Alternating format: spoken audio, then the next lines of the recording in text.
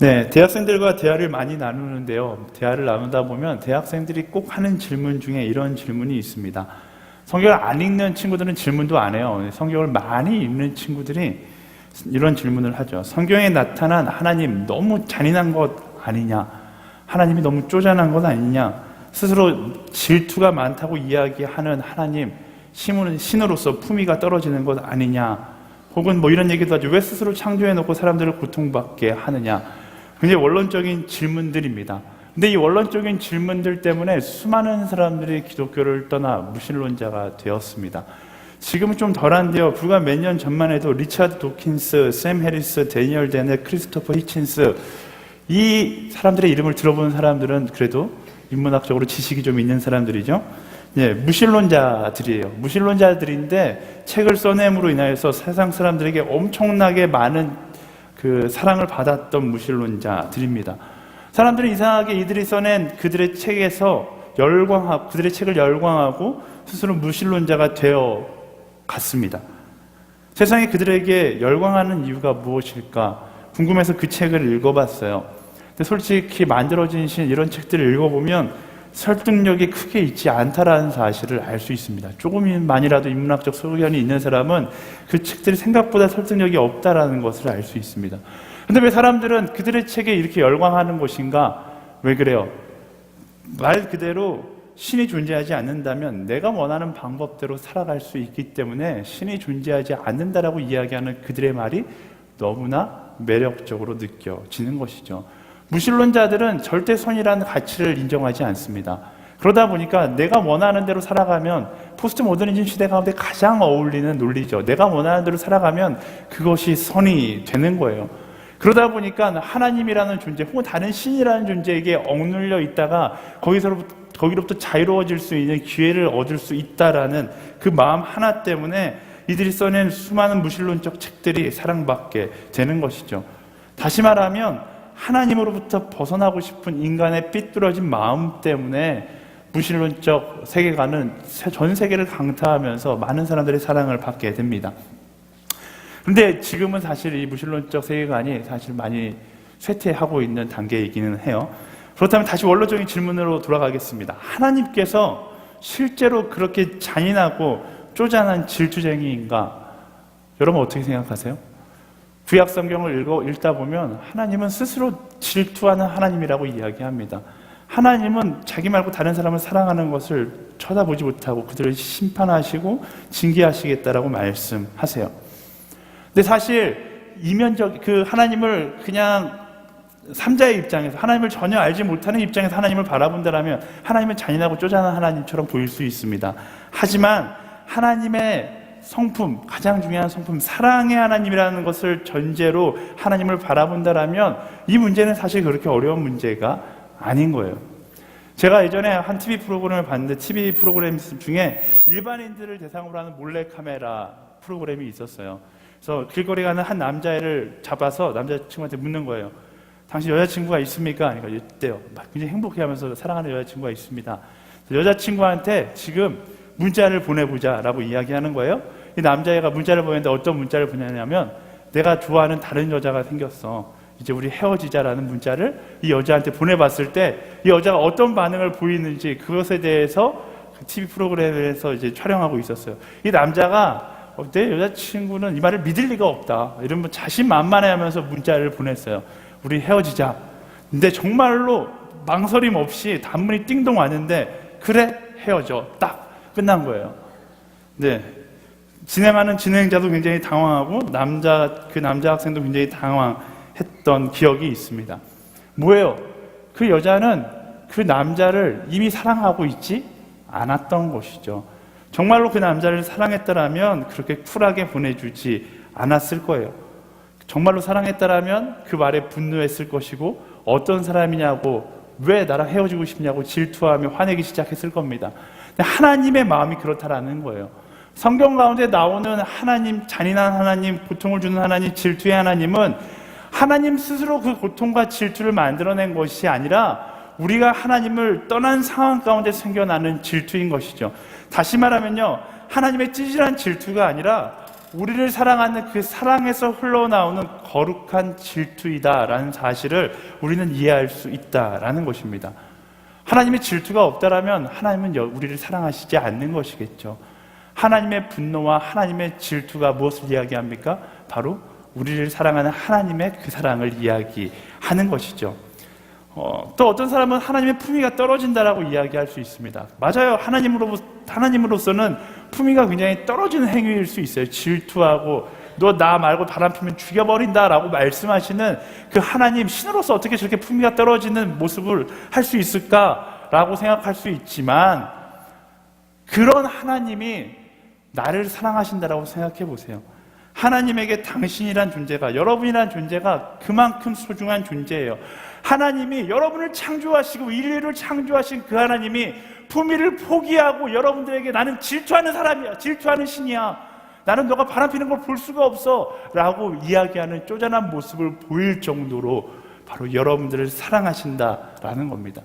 여러분, 한 사람 한 사람이 그런 존재이다라는 거예요. 성경에 나타나 있는 하나님의 수많은 경고문을 바라보면서 하나님의 잔인함을 이야기하는 것이 아니라 이 하나님이 얼마나 나를 사랑하는지를 깨달을 수 있어야 하는 것입니다. 그래서요, 사실 신명기, 민수기 말씀을 읽으면서 지겹다, 이거 언제 넘어가나 이렇게 읽는 것이 아니라 신명기, 민수기 말씀을 읽으면서 이 하나님이 나를 얼마나 사랑하시는지 하나님의 러브레터를 읽는 듯한 기분으로 말씀을 읽어 내려갈 수 있어야 하는 것입니다. 지금 큐티는 민수기 하고 있고 주일 말씀은 신명기를 나가고 있어요. 주일과 매일의 삶 가운데 하나님의 러브레터를 읽으면서 그 사랑을 깨닫게 되는 여러분들이 되기를 예수님의 이름으로 축원합니다. 아멘. 졸리는 친구들이 많은 것 같아요. 옆 사람에게 선포하겠습니다. 사랑을 깨닫게 될지어다. 아멘. 성경에 나타난 수많은 경고문들이 있습니다. 그래서 이야기했듯이 그 경고문들을 이기적인 관점으로 본다면 하나님은 인류 역사상 가장 이기적이고 독재자적인 존재입니다. 하지만 사랑의 관점으로 본다면 이 이기적인 존재는 나를 포기하지 않고 기다리고 있는 인류 역사상 가장 로맨틱한 존재가 되는 것이죠. 우리는 이 경고문을 보면서 하나님이 얼마나 로맨틱한 존재이신지를 알아갈 겁니다.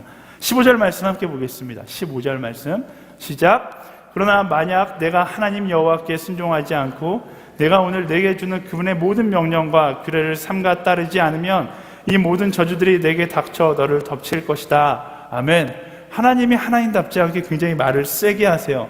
지난주 말씀에는 순종하면 복이 될 것이다 라고 말씀하셨는데, 이번 주 말씀은 가감하지 않고 순종하지 않으면 저주를 받을 것이다 라고 이야기하십니다. 근데 이 말씀을 보면서 하나님의 징후를 느낀다라면 이야기했듯이 하나님에 대해서 잘 모르고 있는 거예요. 우리는 이 말씀을 보면서 하나님의 사랑을 느낄 수 있어야 하는 것이죠. 말씀을 준비하다가 한 노래가 생각났어요. 이런 노래예요. 아리랑 아리랑. 굉장히 어색하네요. 네. 그냥 읽을게요. 네, 여러분 마음에 시험 주지 않기 위해서. 아리랑 아리랑 아라리오 아리랑 고개를 넘어간다. 나를 버리고 가시는 님은 심리도 못 가서 발병 난다. 이 노래를 부르는 한 여인의 마음은 어떤 마음일까? 정말로 나를 떠나는 저 남자가 다리가 부러지기를 원하는 복수의 마음인 것인가? 아니죠. 이 노래를 부르는 사람들은 그 여인의 절절한 마음을 다 느낄 수 있습니다. 그 남자가 나를 떠나지 않고 돌아오기를 원하는 마음인 것이죠. 근데 길을 가다가 이 남자가 그 여인에 대한 마음이 남아있었다라면 뒤돌아서서 그 여인에게 돌아갈 것이고, 마음이 남아있지 않더라면 저는 집착녀가 다 있어 이러고서 길을 바삐 가게 될 겁니다. 하나님과의 관계도 마찬가지죠. 하나님을 우리가 진심으로 사랑한다라면 하나님의 이런 저주의 노래를 들을 때 나를 잃어버린 아픔과 나를 향한 그 하나님의 사랑의 마음을 느끼면서 하나님께로 돌아가게 되는 거예요. 하지만 내가 하나님을 사랑하지 않는다라면 말 그대로 이런 독한 신을 봤나 이러고서 하나님을 떠나게 되는 것이죠. 여러분들이 이 말씀을 어떤 관점으로 바라봅니까? 혹시 저주의 메시지로 받아들이고 있진 않으신지, 아직도 하나님의 사랑을 이해하지 못하고 하나님을 저주의 신으로 생각하는 사람이 있다라면 오늘 그 마음이 변화되기를 축복합니다. 적어도 밖에 있는 사람들은 모르겠는데요, 이 자리에 앉아있는 사람이라면 이 메시지가 증오에서 나오는 메시지가 아니라 사랑에서 흘러나오는, 하나님의 안타까움에서 흘러나오는 사랑의 메시지라는 사실을 깨닫고 이 메시지가 나의 인생 가운데 선포될 때에 그 하나님을 떠나는 것이 아니라 그 하나님께로 돌아가는 결단이 오늘 여러분의 삶 가운데 있어야 하는 것이죠. 제가 예전에 한번 이야기했었는데요. 우리 육체 가운데 고통이 나타나는 것은 뭐예요? 네 몸에 이상이 있으니까 병원에 가서 의사한테 몸을 보여주라는 몸의 신호인 거예요. 하나님께서 내 삶 가운데 주시는 영적인 고통 역시 우리가 옳지 않은 길을 걸어갈 때 주시는 하나님의 사인과 같은 것입니다. 오늘 말씀 가운데 이야기하는 하나님의 경고도 그 고통의 사인과 마찬가지죠. 삶이 옳지 않은 길을 걸어가려고 할 때 그것을 바라보고 하나님께서 안타까워하시면 그 길이 옳지 않다. 하나님은 저주의 메시지로 너희가 옳지 않은 길을 걸어가고 있다라고 말씀하고 계시는 거예요. 우리는 그 하나님의 마음을 헤아리고 그분과 동행하는 삶을 살아가야 하는 것입니다. 오늘 여러분들에게 말씀을 준비하면서 이야기하고 싶었던 것 하나가 그 가장 기본적인 하나님의 사랑의 경고장치 중 하나가 하나님께서 우리 마음 가운데 심어놓은 양심에서 나오는 죄책감이라는 거예요. 우리는 옳지 않은 일 앞에서 혹은 나의 이기적인 선택 앞에서 이 죄책감을 마주하곤 합니다. 누구나 다 그럴 거예요. 선택을 할 때 이것이 옳지 않은데 이 옳지 않은 것을 선택할 때 내가 누리게 될 이익들이 있을 때 우리는 그 죄책감과 마주해서 어떤 선택을 해야 할까 굉장히 고민하게 되는 거예요. 오늘날 많은 사람들이 하나님의 이런 안타까운 경고를 듣지 못한 채, 아니 들었음에도 불구하고 무시한 채 살아가곤 합니다. 제일 유행하는 말, 안 걸리면 장땡이다. 이게 말이나 됩니까? 우리는 이 죄책감 앞에서 안 걸리면 장땡이다가 아니라 정말 하나님께서 주시는 그 거룩한 마음을 가지고 하나님께서 원하는 선택을 할 수 있어야 하는 것이죠. 저는 허브대학부의 모든 지체들 한 사람 한 사람이 하나님께서 내 마음에 심어놓은 알람 장치를 듣고 하나님께서 가지 말라는 길로 가지 않을 수 있는 여러분들이 되기를 예수님의 이름으로 축원합니다. 세상 사람들은 이 죄책감이라는 마음을 무시하며 살아가요. 그리스도인은 무시하며 살아가는 것이 아니라 너무나 당연스럽게 내 마음 가운데 죄책감의 알람 장치가 울릴 때 뒤돌아서서 하나님께서 원하시는 길을 선택해서 나아갈 수 있는 사람이 되어야 하는 것입니다. 신앙이 성숙한다라는 것은 이 하나님의 알람 장치에 내가 얼마나 예민하게 반응하는가를 이야기하는 거예요. 사랑하는 여러분, 하나님의 알람 장치를 무시하지 않게 되기를 예수님의 이름으로 축원합니다. 하나님께서 기뻐하시지 않는 선택을 선택하지 마세요. 갈증이 찾아올 때 매번 이야기하잖아요. What would Jesus do? 예수님이라면 이 가운데 어떤 선택을 하실까를 고민하고 그 선택을 따라 나아갈 수 있는 여러분들이 되기를 예수님의 이름으로 축원합니다. 옳지 않은 선택을 옳은 선택이라고 만들려고 합리화하는데 여러분의 인생을 낭비하지 마십시오. 여러분 마음 가운데 평안이 없고 하나님께서 주시는 기쁨이 없다라면 과감하게 뒤돌아서서 평안의 길을 따라 나아갈 수 있어야 하는 거예요. 제가 매번 이야기하지만 일주일 동안 저에게 수많은 상담 전화가 옵니다. 수많은 상담 전화의 거의 대부분이 두 가지 중 한 가지를 저보고 선택해달라는 전화예요. 극단적인 건 술을 마셔도 되느냐, 마시면 안 되느냐, 여자친구와 자도 되느냐, 자면 안 되느냐, 뭐 주일날 놀러를 가도 되느냐, 가면 안 되느냐, 이 여자친구와 사귀어야 되느냐, 말아야 되느냐, 그 남자와 결혼해야 되냐, 말아야 되느냐, 이 직장을 가야 되느냐, 말아야 되느냐, 수많은 고민들이 저한테 있는데 저한테 전화해서 이야기하다 보면 5분 정도 통화하다 보면 알아요. 이 친구는 저에게 어떤 답을 원하고 있는지 알아요. 근데 저는 그 답을 해줄 수가 없어요. 왜요? 이유는 간단해요. 하나님께서 기뻐하는 답이 아니기 때문에 그런 것이죠. 제가 매번 이야기하지만 저에게 전화하기 이전에 먼저 여러분들이 스스로에게 물어보세요. 과연 이 선택이 내가 이것 때문에 고민하고 있는 것이 하나님께서 기뻐하시는 것인가? 하나님께서 기뻐하시지 않는 것이라면 너무 고민하지 말고 명쾌하게 선택하세요. 하나님께서 기뻐하실 만한 그 선택을 하면 되는 거예요. 인간은 합리화하는데 너무나 많은 에너지를 소비합니다. 말씀이 이야기하지 않는 것에 대해서 어떻게든 합리화시키려고 너무나 많은 시간과 너무나 많은 에너지를 소비하는데요. 그러지 마세요. 그리스도인은 명쾌하게 하나님께서 기뻐하시는 예수님이라면 선택하셨을 만한 그 길을 선택하며 나아가는 것입니다. 취업, 연애, 술자리, 세상을 살아가면서 여러분 앞에 해야 될 선택이 너무나 많지만 그 선택 앞에서 하나님의 알람 장치를 들을 수 있는 여러분들이 되기를 예수님의 이름으로 축원합니다. 알람 장치가 울리면 멈추고 돌아서는 거예요. 제가 지난번에 한번 말씀드렸잖아요. 저는 저한테 가장 연약함이 뭐냐고 이야기한다면 저는 성적인 유혹이 저한테 가장 큰 연약함이라고 생각해요. 목사라고 해서 성적인 유혹으로부터 완전히 자유로운 건 아닙니다. 그래서 제가 성적인 유혹이 제 앞에 올 때마다 저는 알람 장치가 막 엄청난 죄책감이 느껴져요. 제가 지난번에 이야기했듯이 저는 그 걸그룹의 동영상을 보지 않습니다. 이유는 간단해요. 그 동영상을 보면서 제가 그 유혹을 이길 자신이 없는 거예요. 동영상을 보면 제 마음 가운데 엄청난 죄책감이 몰려옵니다. 모두가 다 그럴 거라고 생각하진 않지만 저라는 사람은 그래요. 하나님 앞에서 이상하게 위축되는 가인이 느꼈을 법한 그런 감정을 제가 느끼게 되거든요. 그래서 저는 그런 감정이 느껴질 때 어떻게 해요? 과감하게 꺼요. 아니면 과감하게 그 자리를 떠나요. 그리고 하나님께서 기뻐하실 선택을 하는 것이죠. 저는 확실하게 생각해요. 하나님께서 그 상황 가운데 제가 그것을 보지 않는 것을 기뻐하실 것이다 라고 저는 확신합니다.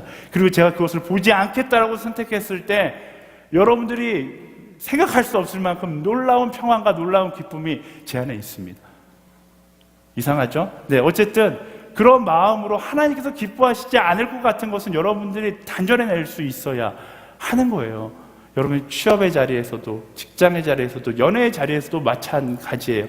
특히 연애, 스킨십의 한계는 어디냐? 애매하죠. 하나님께서 기뻐하시지 않을 것 같으면 안 하면 되는 거예요. 그런 거 제발 저한테 그런 것 때문에 전화하지 마세요. 무슨 스킨십은 어디까지 해야 돼요? 네. 이런 질문 애매해요. 하나님께서 기뻐하시지 않을 것 같으면 스탑해야 돼요. 제가 볼 때 그 질문을 하는 그 자리에서 스탑해야 될 것 같아요. 하나님께서 기뻐하시지 않는다면 거기서 멈춰서세요. 아무리 오빠가 오빠 믿지라고 물어봐도 하나님 말고는 세상에 믿을 사람 없다라는 그 고백을 하면서 이겨나갈 수 있는 여러분들이 되기를 예수님의 이름으로 축원합니다. 아멘이 적어요. 아멘? 아멘? 네, 이럴 때 한 번 더 몇 사람에게 선포하겠습니다. 순결을 지킬지어다. 아멘. 네. 근데 문제는 뭐냐면요. 세상 사람들은 이런 하나님의 시선을 전혀 개의치 않는다라는 거예요. 특히 저주 설교할 때는 목사들로 굉장히 부담스럽거든요. 근데 돌려서 이야기하지 않겠습니다. 말씀은 하나님의 시선을 의식하지 않은 채 자기 자신을 따라 그냥 자기 마음대로 살아가는 사람을 저주받았다라고 이야기합니다. 세상 가운데 아무리 많은 돈을 벌고 아무리 많은 성공을 했다 할지라도 그 인생 가운데 하나님이 없다라면 저주받았다라고 말씀을 명확하게 이야기해요. 조금도 합리화하지 않습니다. 그 인생 가운데 하나님이 없다라면 그 인생은 저주받은 인생이다라고 말씀을 이야기합니다. 16절에서 19절까지 말씀을 읽어볼게요. 16절에서 19절 시작. 너는 성 안에 있어도 저주를 받고 들판에 있어도 저주를 받을 것이다. 내 바구니와 내 반죽 그릇이 저주를 받을 것이다. 내 몸에서 나는 것이 저주를 받고 내 땅의 수확물과 내 소들 가운데 송아지와 내 양들 가운데 어린 양들이 저주를 받을 것이다. 넌 들어가도 저주를 받고 나가도 저주를 받을 것이다. 아멘. 말씀을 따르지 않고 살아가는 인생들은 복의 인생과 다르게 어느 곳에서 무엇을 하든 저주의 인생을 살게 될 것이다 라고 이야기합니다. 사실 이 말씀은 우리의 삶 가운데 적용하면 약간 적용이 안 될 때가 있어요. 예수 안 믿는 사람들, 복 받은 사람들 정말로 많은데, 많은 돈을 번 사람 정말로 많은데, 성공한 사람들 정말로 많은데, 그렇지 않아요. 그 성공이 복의 기준이 아니라는 것이죠. 인간은 누구나 다 죽음이라는 저주를 받은 사람들이에요. 우리가 하나님과 함께하지 않는다라면, 본질적인 그 죽음의 문제를 해결하지 못한다라면, 아무리 많은 돈을 벌어도, 아무리 성공한다 할지라도 우리는 저주의 사람이 될 수밖에 없다라는 것이죠. 오늘 말씀 가운데 이야기하는 저주는요, 굉장히 전인적인 저주예요. 아무리 많은 돈을 가지고 있고 아무리 높은 명예가 있다 할지라도 복이 아니라 저주이다. 왜? 하나님을 따르지 않으면 죄의 결과 죽음이라는 저주로부터 벗어날 수 없기 때문이다. 제가 자주 하는 이야기, 하나님이 내가 세상의 모든 것을 다 가지고 있어도 나의 인생 가운데 하나님이 없으면 모든 것을 잃은 사람이고, 내가 세상 아무것도 가지고 있지 않을지라도 내 인생 가운데 하나님이 계신다라면 모든 것을 다 가진 사람이다 라는 것입니다. 여러분의 인생의 근본적인 문제가 해결되지 않는다면 저주는 계속될 수밖에 없는 거예요. 마치 이런 거죠. 제가 다이어트를 하니까 많은 교육자들이 이제 저한테 어떻게 살 빼는지에 대해서 물어봐요. 제가 이야기 너무 많이 해서 지겹겠지만 지난 4개월 동안 20kg를 막 뺐어요. 20kg를 빼는 비법은 음식 조절과 유산소 운동 그리고 약간의 근력 운동이 있습니다. 그래서 저한테 말을 절반만 듣고 간 사람들은 집에 가서 열심히 근력 운동해요. 제가 항상 하는 얘기가 유산소 운동 공복에 30분 뛰고 하루에 팔굽혀펴기 300개를 하면 살이 빠집니다. 이렇게 이야기하거든요. 근데 저의 이야기를 절반만 듣고 간 사람들이 막 팔굽혀펴기를 막 열심히 해요. 그래서 저한테 와서 목사님 운동하는데 저는 살이 안 빠지는 것 같아요. 우리 이준희 전사님이 가끔씩 요새 막 발굽혀펴기를 하고 있어요. 그래서 제가 준희 전사님한테 그렇게 얘기했어요. 준희 전사님, 먹는 걸 조절하지 않으면 아무리 운동을 해도 건강한 돼지가 될 뿐이에요 라고 이야기했어요. 네, 제 헬스장에 붙어있는 그림이에요. 평소 먹는 대로 먹으면서 운동한다면 살을 빼는 게 아니라 건강한 돼지가 되는 것이다 라는 거거든요. 그냥 식단 조절하지 않고 이런 얘기 많이 들어보지 않았어요? 식단 조절하지 않고 수영한다면 물에 빠진 돼지가 되는 거고, 식단 조절 없이 달리기 한다면 그냥 빠른 돼지가 되는 거고, 식단 조절 없이 헬스한다면 건강한 돼지가 되는 것이다. 결국 본질은 뭐예요? 결국 다이어트는 식단을 조절해야 된다라는 거예요. 이 본질을 해결하지 않으면 그냥 건강한 돼지가 될 뿐이다라는 것이죠. 제가 이 이야기를 왜 하는지 알겠죠? 우리 인생도 마찬가지라는 거예요. 돈으로도 명예로도 우리의 인생의 문제를 해결할 수 없다는 거죠. 근본적인 문제가 해결되지 않는다라면 아무리 많은 돈도 아무리 많은 명예도 결국 그 저주를 풀어주는 게 아니라 풍요로운 저주를 누리게 하는 것일 뿐이다라는 것입니다.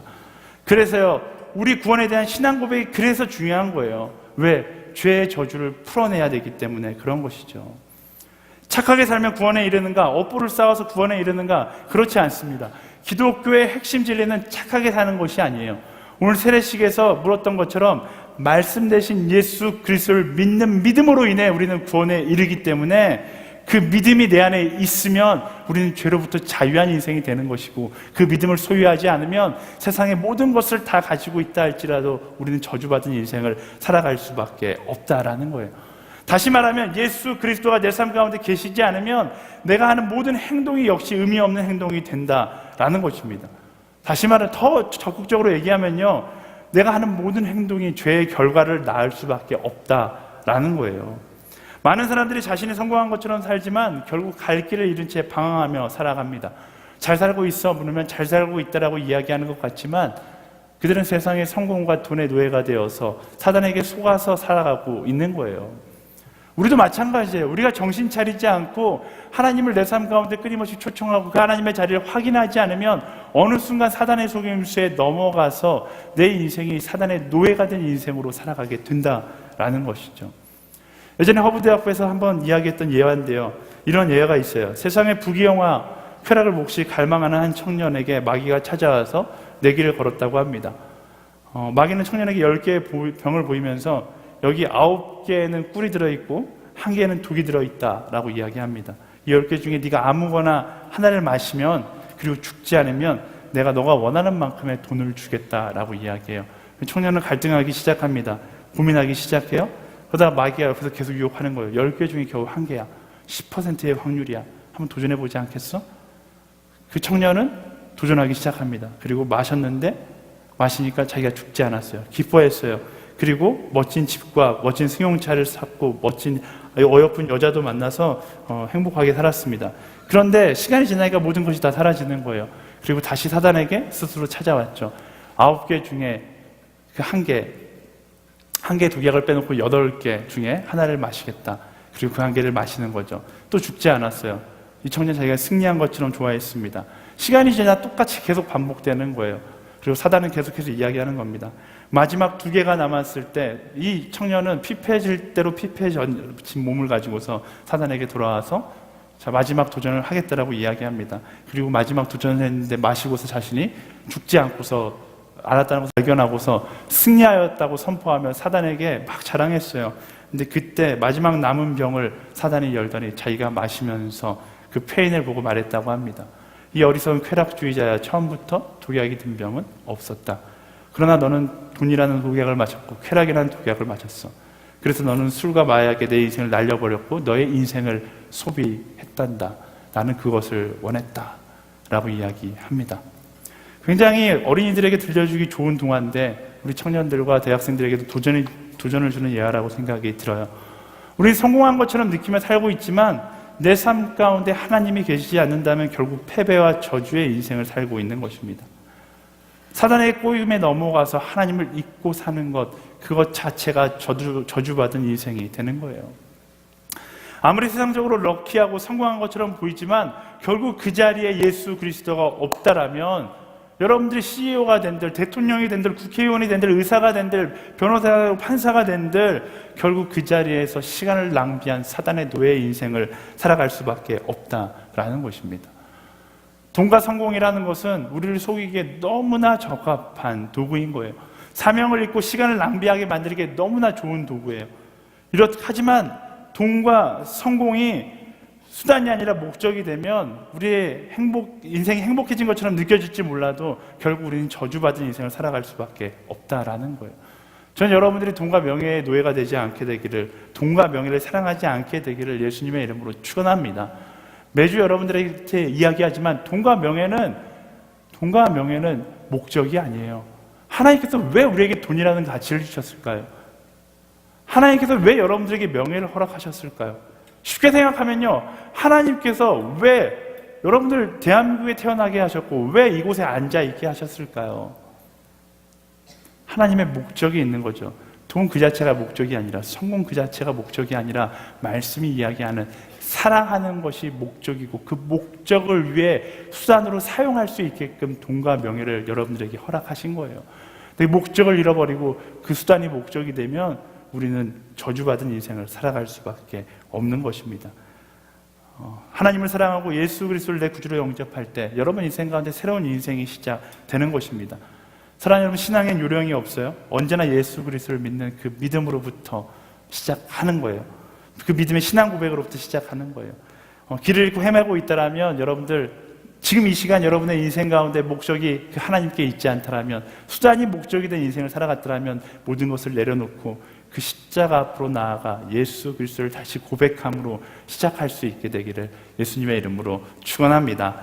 왜냐하면요, 하나님은 여전히 여러분들을 포기하지 않고 계시기 때문에 그래요. 여전히 하나님은 여러분들을 기다리고 있습니다. 거칠게 저주에 대해 선포하여도 놀라운 사실은 하나님은 여전히 여러분들을 기다리고 돌아올 기회를 주고 계신다는 거죠. 20절 말씀 읽어볼까요?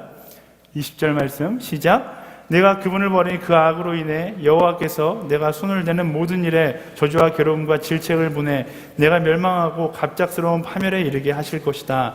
아멘. 말씀을 읽다 보면요, 하나님과 동행하는 자가 누리는 복에 비해서 하나님을 버린 자가 겪게 될 저주가 너무 길어요. 지금 이 말씀 여러분들 지난주 말씀을 기억하는 사람은 알겠지만 몇몇 단어만 빼고는 다 지금 말씀이 비슷해요. 복받는 자와 저주받는 자, 정반대의 표현으로 똑같은 말씀을 이야기하고 있는데, 똑같이 이야기하면 똑같이 15절만 분배해서 이야기해야 되는데, 복받는 사람이 15절이라면 그 저주받는 사람은 거의 45절에 가까울 정도로 많은 것들에 대해서 이야기합니다.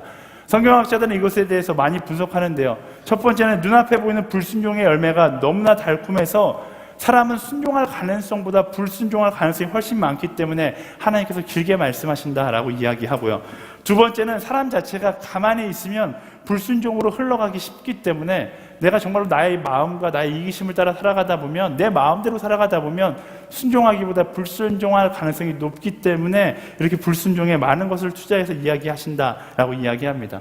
그리고 또 한 가지, 이 말씀을 들을 통해서 우리가 알 수 있는 가장 중요한 사실 한 가지는 뭐냐면요, 하나님은 여전히 우리를 기다리신다라는 거예요. 이 긴 하나님의 협박에서 우리가 느낄 수 있는 것은 하나님의 사랑과 한 가지 더 있다라면 여러분들을 향한 하나님의 미련을 느낄 수 있는 것이죠. 사랑의 반대말을 무관심이라고 이야기합니다. 하나님께서 우리를 사랑하시지 않는다라면 하나님께서 구구절절 저주에 대해서 이야기하지 않으실 거예요. 어떻게 해요? 딱 오늘로써 너와 나 끊어. 나는 너를 잊겠어. 네 마음대로 살아가. 하나님과의 단절을 선포하실 겁니다.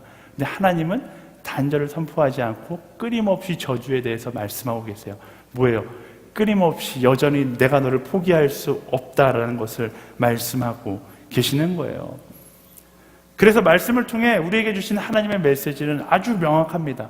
오늘이 교회 2017년도 표이기도 한 돌이키면 살아나리라 라는 것이죠. 사랑하는 여러분, 얼마큼 내가 하나님을 떠났는가. 대학부니까 좀 부모님도 제가 대학부라서 설교를 좀 거칠게 할 때가 있어요. 좀 이해해 주시고요. 좀 거칠게 이야기하면 내가 얼마만큼 쓰레기 인간은 중요하지 않아요. 내가 얼마만큼 쓰레기 같은 인생을 사는가는 중요하지 않습니다. 하나님은 여전히 여러분들이 어떤 모습이든 돌아오기를 기다리고 계신다라는 거예요. 여러분의 생명이 여러분에게 붙어 있다라는 거, 여러분 죽지 않고 여러분의 생명이 붙어 있다라는 거, 죽지 않고 오늘 아침 눈을 떴다는 것이 뭐예요? 하나님은 여전히 여러분들을 기다리고 여전히 여러분들에게 기회를 허락하셨다라는 것입니다. 더 중요한 건요, 이 지구상의 수많은 사람들이 이 기회를 오늘도 경험하며 살아가는 거예요. 우리는 그 기회를 받은 사람이기도 하지만 한 걸음 더 나아가서 그 사람들에게 하나님의 그 기회를 알려줘야 되는 사람이라는 사실을 우리는 기억해야 하는 것입니다. 세상 사람들에게 나아가서 죽지 않고 오늘을 살아가는 그 사람들에게 나아가서 아직 늦지 않았음을, 하나님은 여전히 당신을 기다린다는 것을 이야기해 주는 사람이 되어야 하는 것이죠. 그래서 우리가 아울리치라는 것을 가는 거고요, 그 하나님의 메시지를 듣기 원하는 사람들에게 가서 복음의 소식을 전하는 것이죠. 사랑하는 여러분, 포기하지 않으시는 하나님께로 돌아가는 여러분들 되기를 예수님의 이름으로 축원합니다. 그리고 더 나아가 그 하나님께로 돌아가기를 열방 가운데 선포하는 여러분들이 되기를 예수님의 이름으로 축원합니다. 시간이 많이 지나는데 25절 말씀 마지막으로 읽어볼게요. 25절 말씀 시작. 여호와께서 내가 내 원수들 앞에서 패배하게 하시리니 너는 그들에게 대적하기 위해 한 길로 왔다가 7길로 도망칠 것이고 너는 세상의 모든 나라들에게 미움의 대상이 될 것이다. 아멘. 어디서 많이 보던 말씀인데요, 지난주 나눴던 신명기 28장 7절 말씀에서 같은 듯 다르게 이야기하고 있습니다. 7절 말씀 보여주시겠어요? 읽어볼게요. 시작. 여호와께서 내게 대항해 들고 일어나는 원수들이 내 앞에서 얻어맞게 하실 것이다. 그들이 한 길로 왔다가 내 앞에서 7길로 도망할 것이다. 아멘. 28장 말씀에서 두 말씀을 대비해서 이야기해요. 말씀을 따라 하나님과 동행하는 인생은 뭐예요? 세상이 두려워하는 인생이 될 것이다 라는 거예요. 하나님의 편에 서 있는 사람은 세상이 두려워하는 사람이 될 것이다 라고 이야기합니다. 근데 오늘 말씀은 뭐라고 얘기해요? 하나님 반대편에 서 있는 사람은 세상을 두려워하는 인생이 될 것이다 라고 이야기하고 있어요. 여러분 어떤 선택을 하시겠어요? 세상을 두려워하는 인생을 선택하시겠어요? 세상이 두려워하는 인생을 선택하시겠어요? 하나님은요, 여러분들 너무나 사랑하십니다. 너무나 사랑해서 이 선택조차 여러분들에게 강요하지 않고 여러분들이 할 수 있게 해주신 분이세요. 사랑의 완성이라는 것은 내가 일방적으로 너 나 사랑해야 돼 이렇게 해서 완성되는 것이 아니잖아요. 내가 너를 이만큼 사랑한다. 예수님의 십자가 사건을 통해 그 하나님의 사랑이 여러분들에게 고백되어졌어요. 그리고 하나님께서 말씀하세요. 그 사랑을 너희가 받아들이면, 믿음으로 받아들이면 세상이 너희를 두려워하는 인생을 살게 될 것이다. 근데 너희가 그 십자가 사랑을 받아들이지 않으면 세상을 두려워하는 인생을 살게 될 것이다 라는 거예요. 선택은 여러분이 하는 거예요. 하나님은 선택을 강요하시지는 않습니다. 다만 하나님을 선택하는 사람은 하나님께로, 하나님을 선택하지 않는 사람들은 결국 하나님과의 단절에 있는 곳, 어둠의 지옥으로 가게 되겠죠. 좀 많은 무신론자들과 이야기할 때 무신론자들은 선뜻 선택해요. 자기는 그런 하나님이 계신 천국으로 가지 않겠다. 저는 그들을 위해서 기도합니다. 그곳에서 하나님이 없으니까 좋겠다라고 생각할지 모르지만 그곳에서 그 순간 깨닫게 됐겠죠. 내가 사단에게 속았구나. 사단에게 속아 어리석은 선택을 하지 않는 여러분들이 되기를 예수님의 이름으로 축원합니다. 또 사단에게 속아 어리석은 선택을 하고 있는 열방 사람들에게 나아가 참된 진리 대신 하나님을 소개할 수 있는 여러분들이 되기를 예수님의 이름으로 축원합니다. 말씀을 정리하겠습니다. 하나님의 저주에는요, 하나님의 사랑이 담겨 있습니다. 반대로 세상의 물질 만능주의엔 사단의 속임수가 숨겨져 있습니다. 이런 양갈래 길에서 하나님은 여전히 우리가 하나님을 선택하기를 소망하며 기다리고 계십니다. 너무나 많은 시간 우리는 사단에게 속아서 세상을 따라 살아갔습니다. 또 너무나 많은 사람들이 여전히 그 사단에게 속아서 그 길을 걸어가고 있습니다. 이런 세상 가운데 여전히 우리를 사랑한다 말씀하시며 우리를 기다리는 그 하나님께로 돌아가게 되기를 예수님의 이름으로 축원합니다. 오늘 찬양 하나 준비했는데요, 여호와께 돌아가자라는 찬양이에요. 이 찬양 여러분 가사를 잘 모를 수 있는데 가사를 고백하면서 우리 한 두세 번 부를 때에 이 고백이 여러분들의 고백, 우리의 고백이 되기를 소망합니다. 이렇게 찬양하며 주님께 우리의 마음을 드리며 나아갈까요?